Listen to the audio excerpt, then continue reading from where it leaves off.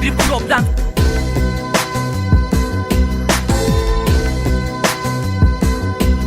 Yeah, yeah.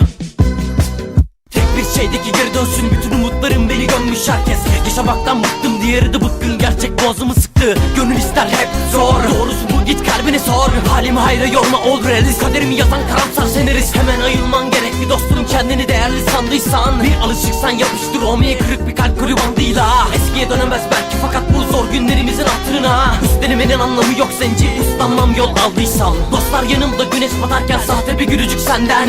Kendime baktım alt kattan, görüyorum herkes yüksekten. Sevgi satırları kürek bekliyor, boş ver be satabı eksik zaten. Pişman olmadım hiç kendimden, korkum var senden daha fazla. Can çok uzaklardayken ben nöbet bekledim, silah kalem. Yönetmen ise Osman Sınav, transparan bir dram the end. Sınavlar girer beynime senden, sinyaller gelir erkenden. Aşk zoru bir problemse ben çarpım tablosu bilmem.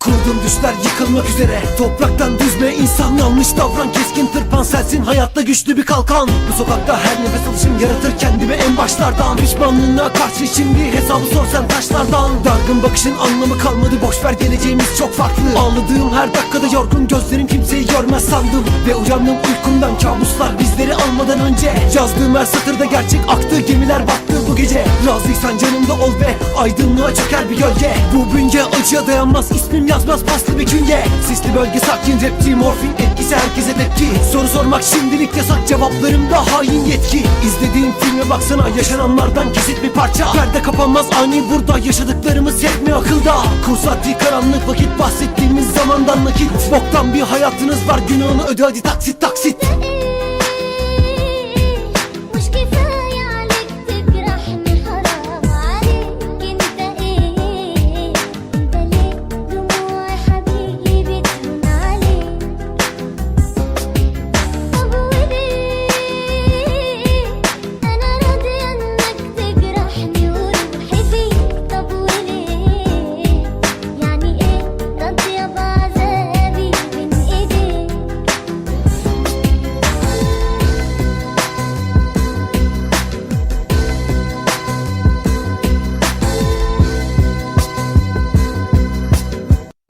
Sevgisiz bu şahsiyetim aldı kalemi eline. Sözlerim dökülürken kalemimden defterime. Sabah karşı 4:30 ağlamaklı gözlerim. Yeni bir günde yine ben sevdiğimi gözlerim. Küsmüşüm hayata ben yalandan bakışlara. Gözlerden uzak bir yerden, gözlerden kaçışlara. Harman kalmış bedenim, yeni bir duman isterim. Katlanamazsam bebeğim siktir olup giderim. Kaptanı olmayan gemi içinde yolları bekler yorgun bedenim. Yüzüme gülümseyen tavırlar içinde kıskançlık var, bundan eminim. Uzandım her dal kırıldı sanki, sevdiklerim beni terk edebildi. Ben kendimle dertleşebildim, intiharın tadını da bildim. İstedim tek şey ufak bir sevgi, yapabilir misin hanımefendi? Sordum soruya cevabım yoksa takılacağım artık beyaz kefenli. Nankör dünyanın blöfüne hiç kanmadım, her zaman ortaya koydum. Mutluluk yaşamın elbisesi ise baştan beri ben hep soyunuktum.